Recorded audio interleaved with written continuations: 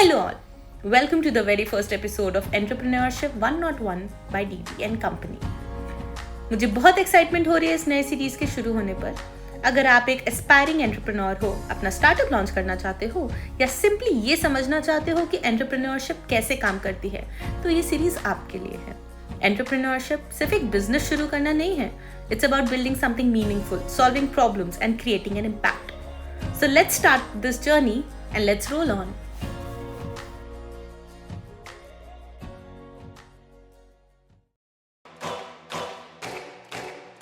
This is my time. I'm on the rise. Can't hold me down. I'm too fly.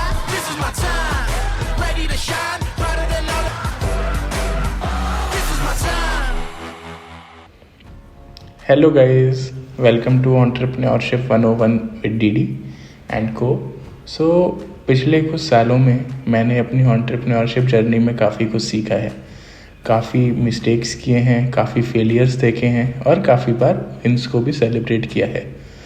तो वो सब जब मैंने देखा तो मुझे समझ में आया कि जो लेसन्स मैंने सीखे हैं अपनी जर्नी में थ्रू आउट, वो हर एस्पायरिंग फाउंडर के काम आ सकते हैं। तो इस सीरीज़ का जो मेन पर्पस है वो आपको वैसे टूल्स और माइंडसेट देना है जो आपको एक सक्सेसफुल एंटरप्रेन्योर बना सकता है। ये सीरीज़ में स्टेप बाय स्टेप गाइड होगी जिसमें हम कवर करेंगे कि अपना वाई कैसे डिफ़ाइन करें, अपने आइडिया को वैलिडेट कैसे करें, अपना MVP जो कि होता है मिनिमम वायबल प्रोडक्ट, उसको कैसे बनाएं, और आज के एपिसोड में finding your first customer we will also touch base on that.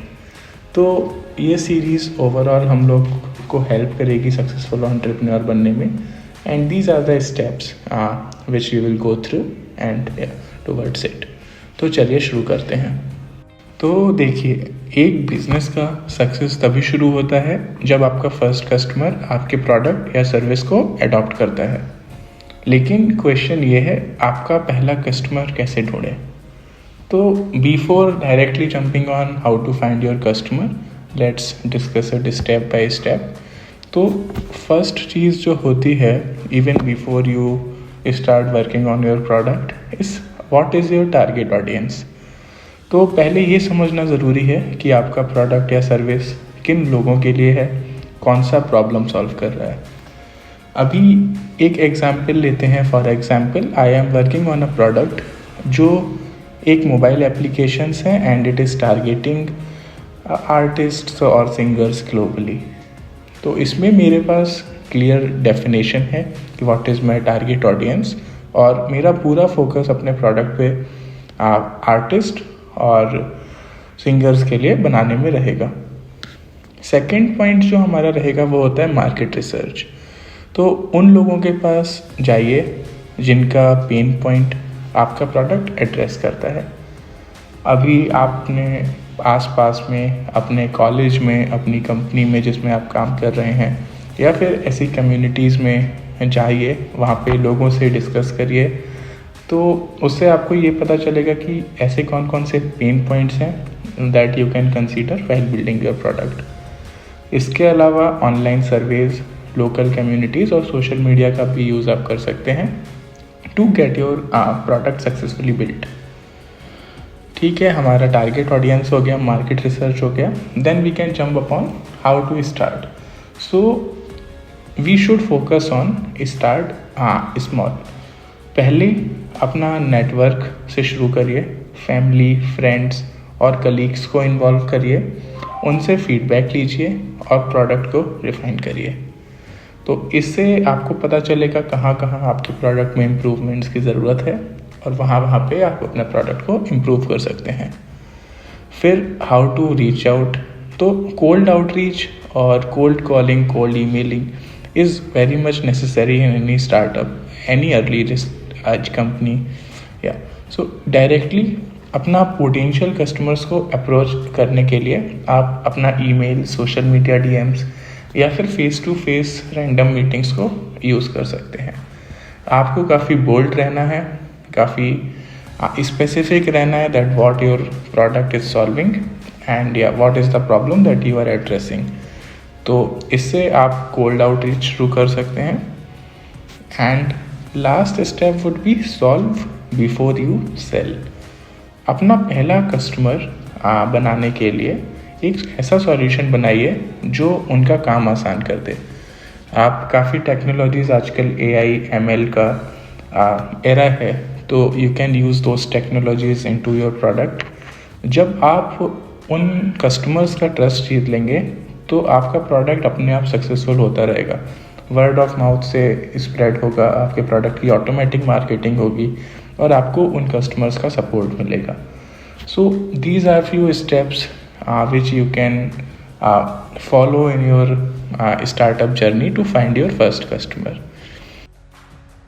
तो अभी एक रियल लाइफ एग्जाम्पल लेते हैं। मैंने अपनी जर्नी में से अगर एक एग्जाम्पल दूँ तो जब मैंने अपने फर्स्ट प्रोडक्ट की फर्स्ट स्टार्टअप की शुरुआत की थी तो मुझे अपने फर्स्ट क्लाइंट को कन्विंस करने में काफ़ी मेहनत लगी। अराउंड आप बोल सकते हैं 3-4 महीने में I was able to convince my first client, जबकि my product was directly solving their real world problem.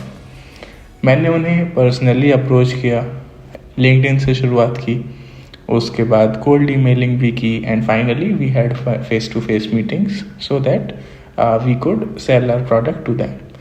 तो first step was I understood their problems. हम लोग requirement gathering is one of the most important factor.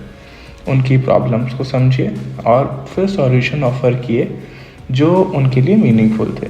So this is what you can also follow when you are starting.